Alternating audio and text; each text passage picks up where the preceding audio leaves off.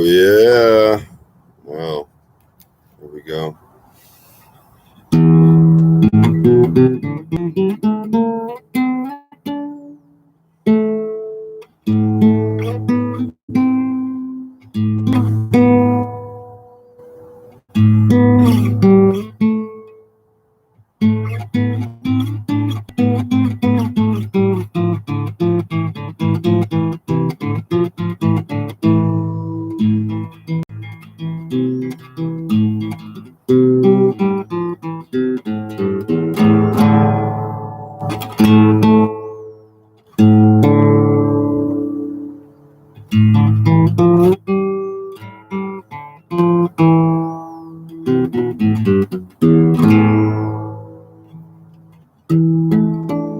All right. So let's do it.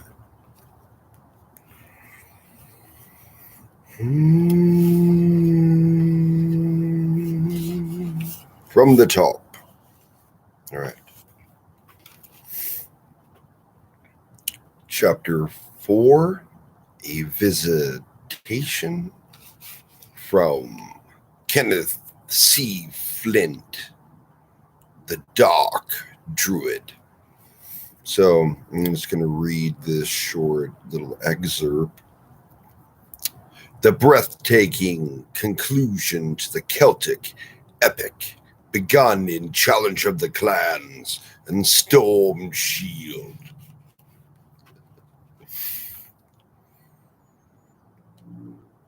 The great hall of Alm Queen was filled with light and life. The fire blazed high, and with the many tapers gave the white-walled room a pleasant glow. The lively tunes of a dozen musicians filled the air, mingling with talk and laughter of the feasting assembly. Turn this up. So.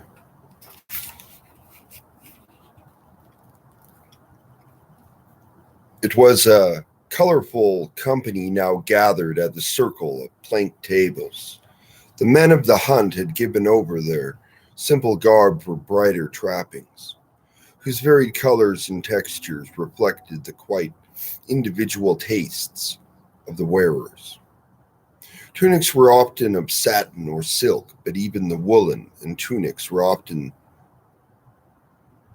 richly embroidered with colors, threads, and edged with fringes of silver or gold. Over these were flamboyantly draped cloaks skillfully woven in patterns of brilliant hues. Large brooches fastened these cloaks at the throat or shoulder, and they were as unique and striking as the garments they adorned.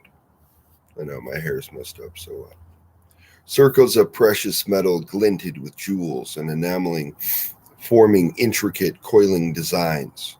These brooches were far from the only ornament for the men. All wore bracelets about wrists and upper arms, and golden torques of pipe or twisted strands about their necks. But an even grander display of their vanity was seen in the elaborate styling of their hair. But you know what? I would stop there and say, what I've noticed from the old, like, Gaelic or Gallic tribes is that they would braid their hair like that. And I would think you would do that for many reasons, but especially like if you were a warrior and you had long hair, you wouldn't want your shit just hanging out in the middle of battle. You know what I mean? Okay. The simple loose plates had worn on the hunt had been replaced by coffers that only loving attention and much time could have created. Most wore their long hair in several small, neat braids. Upon these braids were strung beads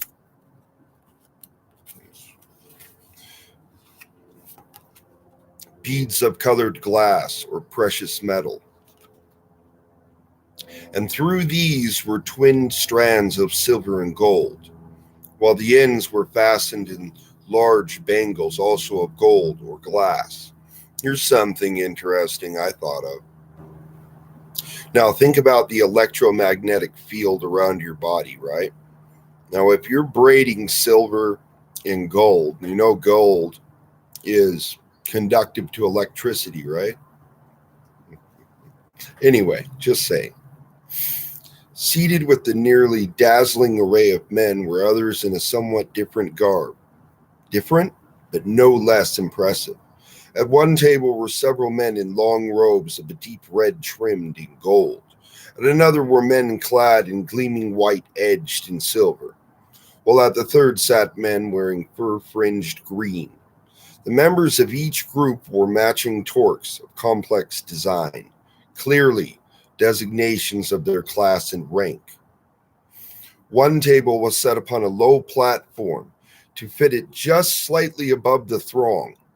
The center of it sat young Finn himself, much transformed from his former simple look and making a show of resplendency that easily rivaled the rest. His tunic was white silk, all stitched in silver. His cloak was a fine blue wool, edged in rich sable. And although he had left his hair in a single unadorned plait, its glowing silver whiteness was still enough to distinguish him above the others. At his right hand sat the girl, now elegantly dressed in a soft, brocaded gown of rich green. She was gazing about her with wide-eyed fascination as Finn most enthusiastically and a bit boastfully pointed out personages in the company to her. And over there, he was saying, gesturing toward the table of red-gowned men, are my own physicians. 4 are from Ireland, and 1 is from the Far East over the sea. She made a little sound of amazement at that, and Finn went on to indicate the white-cloaked men. And there are my druids, 5 of the best, such that ever came into the West they are, and led by Kenneth. Say it the best I can, I don't speak Gaelic.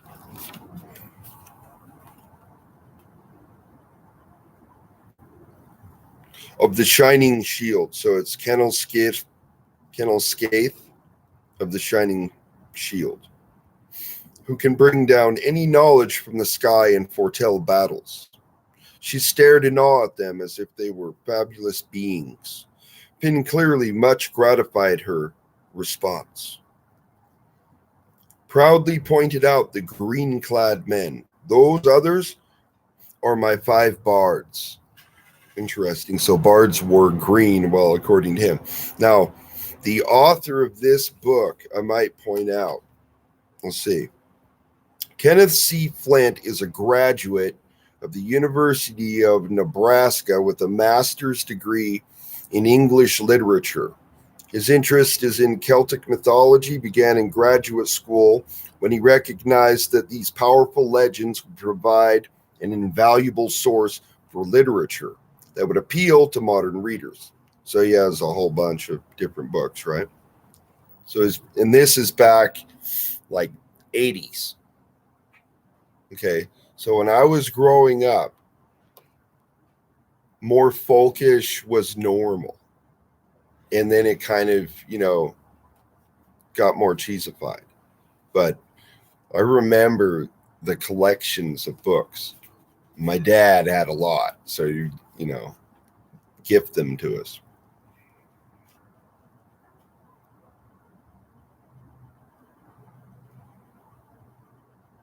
Okay, I'm going to start here. She made a little sound of amazement at that, and Finn went on to indicate the white-cloaked men. And there are my druids.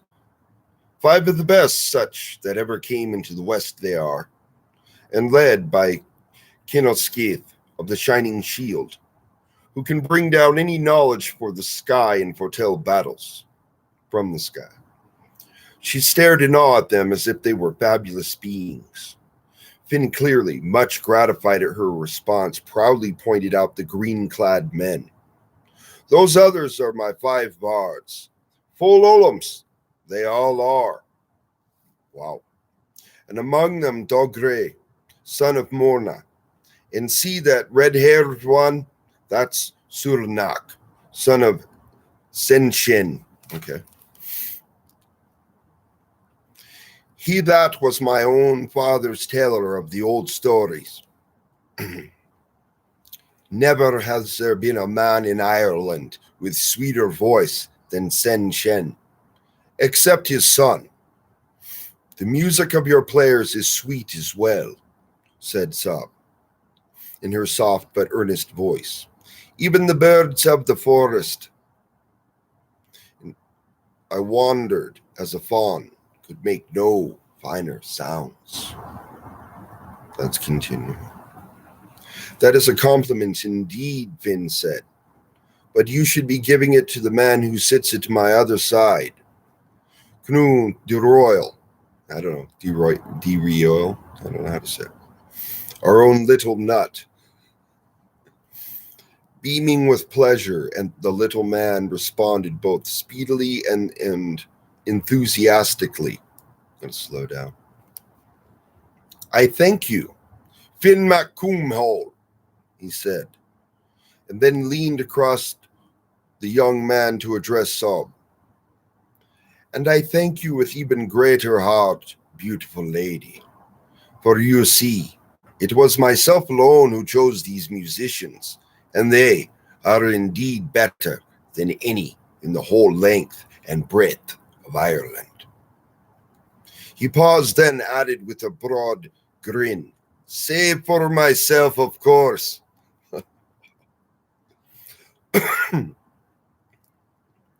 Though he has no modesty at all, Finn said, laughing, pushing the man back. He does speak the truth. With harp or pipe, he can coax clouds from the sky and draw waves onto the shore to dance for him. The ones who serve us are the finest in Ireland as well. This came from the young man named Lug Hade, seated beyond Canoe de Royal, and clearly also most eager to join in the conversation with the lovely Saul. Even the High King himself has none better. Not cupbearers, or cooks, or serving men, or stewards. Fine cut in, smoothly reclaiming her attention. Finn cut in. Much to the obvious disappointment of the other. Our whole great troop of servants is led by, Garb Cronin. I love that name. Of the rough buzzing. Okay. Look, there he is. He pointed out the spare, austere, gray-haired man with the staff. He was now engaged in a soundly reprimanding a serving boy, red-faced with shame, who had spilled a cup in the filling of it. You can see where he comes by his name, Canoe de Royal said with a grin. Quite ruthless with them all, he is. You'd think he was a chieftain of the clans. And who is the large man? Who is the large man? She asked. I seem to remember him from the woods.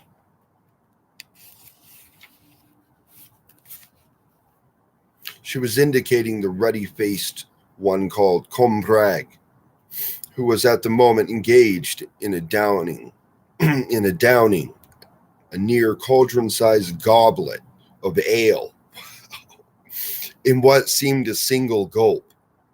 Oh, well, that's one of our most prized fellows, that is, Finn told her. He's Combrag, my chieftain's huntsman, master of near to the 500 hounds. He is when all the Fionn clans of Munster are on the hunt. Oh, this place is too wonderful, the girl said, looking about her in an enraptured way. I've not seen or the mind to take it all in it all at once.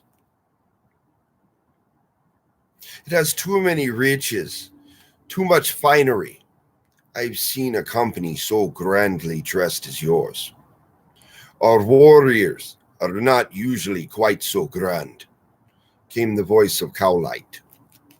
The dark warrior had been relegating to a seat on the far side of the girl, and though he had a place surely envied by every other man in the hall, he had up to now taken no part in the talk or even paid any apparent notice of Saab. His expression was stony. His own clothing was a simple white linen tunic and a plain dark blue wool cloak fastened by an iron pin. His black hair was twisted into its same single plait, unadorned by bangles. The Fionn warrior is quite a simple sort of man, he went on, his voice dry but still managing to convey just a hint of sarcasm. But all our lads have chosen to don their finest tonight for some reason. On these last words, he fixed a penetrating look and sob that caused her to drop her eyes and brought a blush to her white cheeks. She's well deserving of our showing her our best, Finn put in defensively. You might do it with a bit of sprucing up yourself, Cowlight. You look like a gray-necked crow after a great storm. It's true. Wow. This drew a good deal of laughter from the men at the table. Cowlight scowled and turned away, lifting his cup sharply for a deep draught. Well, if all of this fine show really is for me, I am too much honored, the girl said earnestly, looking to Finn. I thank you for it, as I thank you for this gown. She lifted the material of the garment's skirt. The elaborate embroidery scintillated in the light. Your thanks for that should also rightly go to the others, Finn said modestly. There are 50 of the best sewing women in Ireland brought together in a wrath on Moog Femin. And they make the clothing for the Fianna through the whole of the year. It was they who made the gown. It's a wonderful thing to see them working. Canute Royal put in. For three of them play on little silver harps to entertain the others. And there's a great candle of stick of stone in the center of the room to give them light.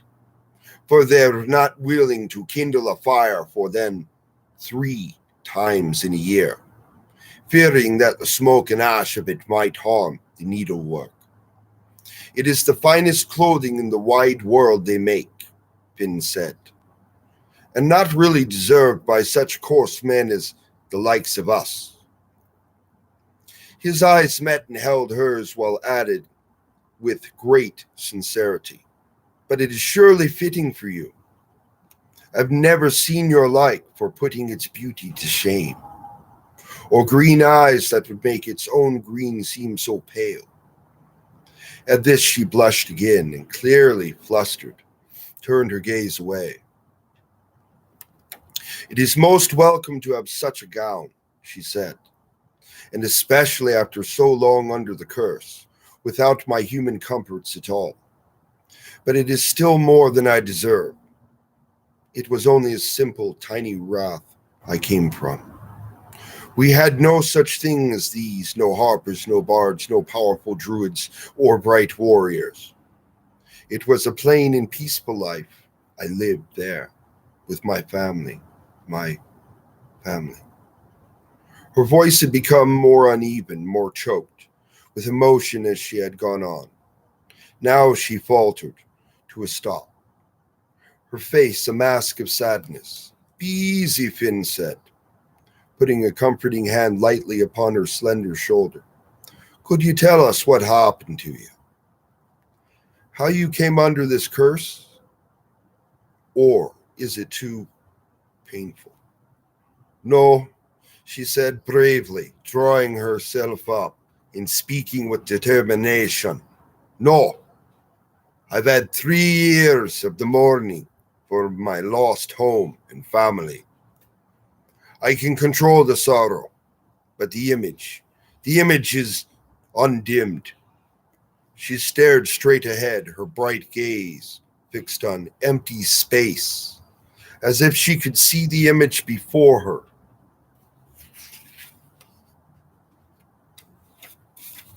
"There." Her soft voice took on a sharp edge, honed by bitterness. "Our wrath was attacked, taken, ravaged by those creatures. Not beasts, not men. His creatures led by him. They killed my family and left them unburied and unmourned, cloaked black by the carrion crows. But me, he wished alive. He wanted my love. When I refused, he changed me to a fawn." For all her courage in the telling of it, the terrible fears recalled by the tale had clearly been a strain upon her, draining her emotionally. Pale now, she dropped her head forward, her shoulders shaking with her grief. Finn slipped his arm about her protectively. "I have heard of this Fear Dorsh," Canute Royal said. "It was his own people, the Tuatha De Danann, who put the name Dark Druid upon him. So he was an outcast. Traitor. He is an evil man, shunned by the others, in exile by his own choice. It's said that many years ago he went off to find some hidden place of his own. Many other outcast scum of the Sidhe have joined him since." "They are horrible," the girl said with force, looking up again. "Monstrous and cruel." "Well, my girl, they're bad amongst every people, even the others," the little nut responded in a reasoning, somewhat defensive way. "But you can't be condemning the whole of the Tuatha De Danann for the lot." "That's true enough," Finn put in supportively. "Canute Royal is the proof of that. He's of the De Danann blood himself. He is." The girl said in surprise. "He is?" Staring at the little man, as if unconcerned whether to be fascinated or alarmed. "Well, it's more truthful to say I was," he assured her, grinning. "But you see, I left them. There's more freedom and excitement in the mortal world, so I've nothing to do at all to do with them now. Nor they with me. They don't think of one of their own leaving the hidden places for the great outside." "And what about you, Finn MacCoomhale?" she asked, turning a speculative eye upon him. "On our wild coast, we knew little of the rest of Ireland. We've heard nothing of you. You called your people the Fianna. What are they?" "We're simply fighting men of Ireland," he briefly explained, "banded together in the service of the High King. It's our sworn duty to see the laws of Ireland upheld and to defend her from her enemies." Interesting, he said her. Like the goddess, sovereignty goddess of the land, so on and so forth. He smiled at her. "And now, our duty is to defend you. She smiled in return. Their gazes locked, their faces now close together. Both seemed to become oblivious to the rest of the room, as if held by some spell. Cowlight glancing round to see the reason for this sudden fall of silence, noted the mutual rapture with a jaundiced-eyed, okay, whatever.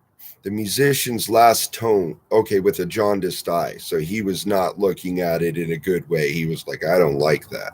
He stopped, that they were enraptured. He's worried that there's going to be a curse or something's going to go wrong.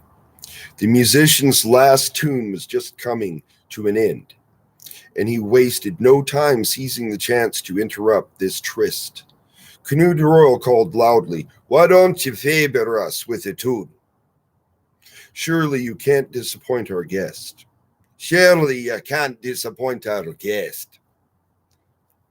This did manage to catch Finn's attention, breaking his contact with Sob. He enthusiastically endorsed the suggestion. Aye, the finest harper should play for the most lovely woman. Something bright, my little nut, to give her cheering. I would never let such a chance pass by, Kenneth Royal readily agreed. He took up a case of a soft leather from beside him and most gently opened it.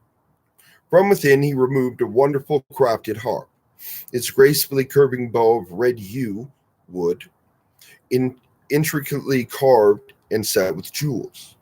Taking it up, he moved around the table, hopped down from the low platform, and strode out to the near fire pit.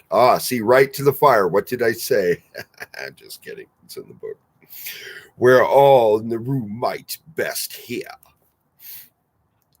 On seeing him about to play, the whole company fell silent. He bowed graciously toward the young woman, and then his long, slender fingers lightly touched the strings. The silvery strands shimmered, giving out a fresh, bright, airy sound that though soft, still filled the enormous space. It was like a spring afternoon captured and brought within the hall. It was an atmosphere as much as a sound that wrapped itself around the company, holding them spellbound, hanging on each note.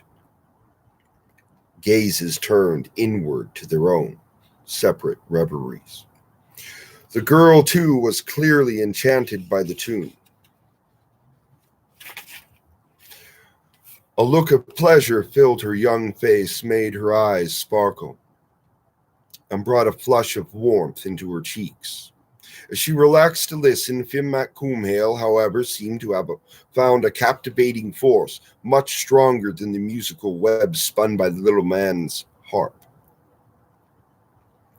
His own gaze was still fixed on the profile of Sob, his eyes seeming to drink her in.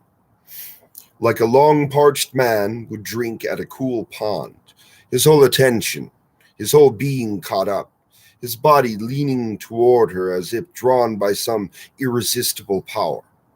Then, with the suddenness of a lightning stroke, a roaring sound rose outside the hall. It sounded as if a great wind had risen from nowhere, okay, to boom about the roof, rattling the thatch. But not content to stay without the force, quickly focused at the peak and shot down through the wide smoke hole of the fireplace. Elves coming in through the fireplace. It appeared like a whirlwind of black clouds, dropping in a corkscrewing pillar toward the floor of the hall.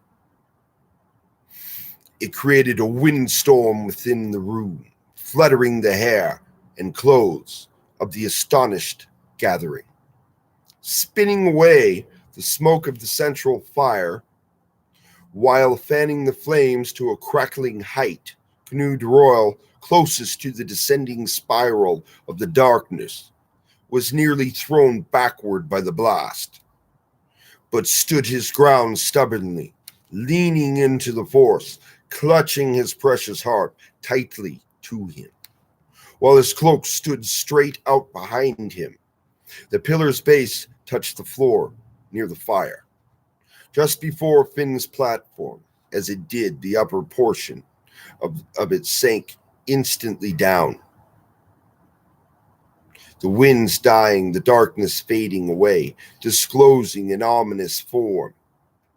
It was cloaked from head to foot in a black robe, and seemed at first a slender column of dark stone, but then arms slowly lifted, raising wide sleeves like raven's wings. The head came up, shaking back a hood to reveal the lean and lined face of the dark druid. He turned, looking about him with a haughtiness at the staring crowd. Yes, I read this before, but now it's lined up. His lips curled in a smile of contempt. I read a portion. Okay. So these are the mortals who dare to oppose my will, said with a sneer. Well, sorry lot, like all their kind. Finn had jumped to his feet at the first appearance of the dark whirlwind. Now the girl rose too, her face asheen, her body trembling as violently as had the fawn's. The dark druid, she cried in a despairing voice. At the sound of her voice, the man whirled to fix his gaze on her. Ah, there you are, my little fawn, he crowed triumphantly. You didn't really believe you could escape me, did you? He stepped toward her and she cowered back. But Finn moved to draw her behind him, facing the druid with a look of defiance. Get back from her, he warned. She has been given sanctuary here, and you've no power over her. You've no power over her anymore. The druid stopped. His gaze flickered over the fair young man, but his expression showed only a faint interest, as if he was considering a pestering fly. You should be well advised not to trouble me, boy, he said in a commanding tone. His right arm lifted higher, bringing it into view from the robe's folds. The long staff he gripped. Stand away now, and I'll not harm you or your people. I give you one chance, mortal. Don't fight him, please, the girl whispered urgently to Finn, clutching his elbow in a tight grip. He'll only destroy you. Please, I'll go with him. Finn leaned back. Finn leaned back to whisper in return that you will not. Don't fear him. You're safe here. He patted her clutching hand in a reassuring way, then straightened and looked back to Fierdorsh, giving him a broad smile of real amusement. Don't be making a greater fool of yourself than you already have, man, he said. You've no power here. Don't you know that? You can do no harm to anyone within the walls of this fortress. The hill on which you are standing is of the Tuatha de Danann. It was passed to me from Nuada Silverhand himself. He that was high king of all the de Dananns. You've surely heard of him. Nuada, said the dark druid. Nuada, a hint of uncertainty showing in his eyes. Ah, so you do know him, Finn said. Then you understand that the hill protects those upon from which the magic of the she. You'll be casting none of your enchantments on those within this hall. You lie, the druid snapped.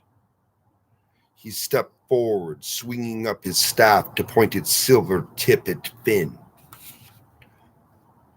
Nothing happened, save that Finn laughed outright. Fyodor's face grew yet darker, with a flush of rage.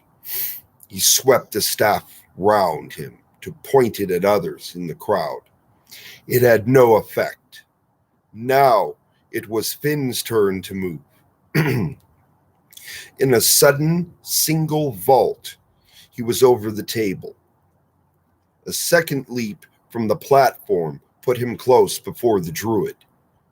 Startled by the young warrior's move, fear struck out with the staff, meaning this time to use it as a club.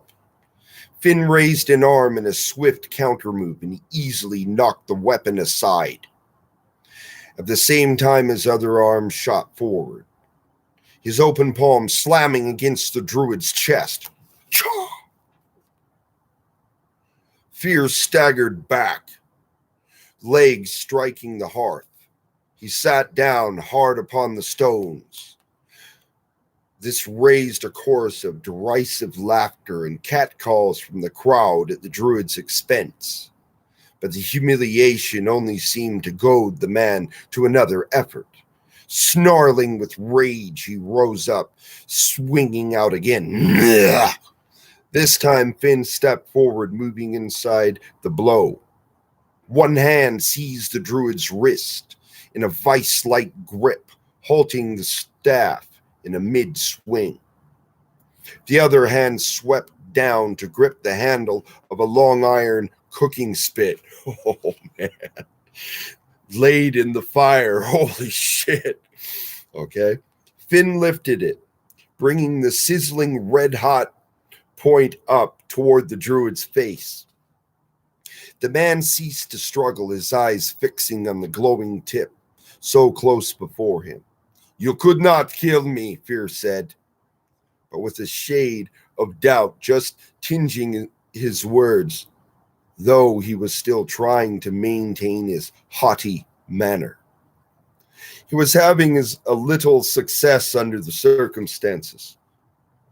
"Don't make any mistakes about me, Druid," Finn said to him coldly. "You're not a man of honor to be treated with the rights due an honest man. You've enslaved this woman and killed her family. For that I should kill you now. But I will free you if you'll pledge before us that Saab will forever be free of you." He brought the heated point a bit closer as an inducement, saying threateningly, "Pledge now, Druid, or this spit will burn through your eye socket to the center of your brain, and Saab will be free of you anyway." The man's face convulsed in fury. "Never!" he spat out, and with that word, his form dissolved from the young warrior's grip in an instant. He had faded into a plume of gray smoke and was shooting upward like a geyser to the spout through the chimney hole. Finn, taken off guard by the suddenness of the transformation, thrust forward with the spit, but too late. He missed the rising column and looking upward in frustration as it slid through the opening. But as the tail of the serpentine plume of smoke vanished from sight, a voice charged with rage and venom floated back to echo within the hall. "She'll never be free of me, proud warrior. I will have her yet, and I will destroy you."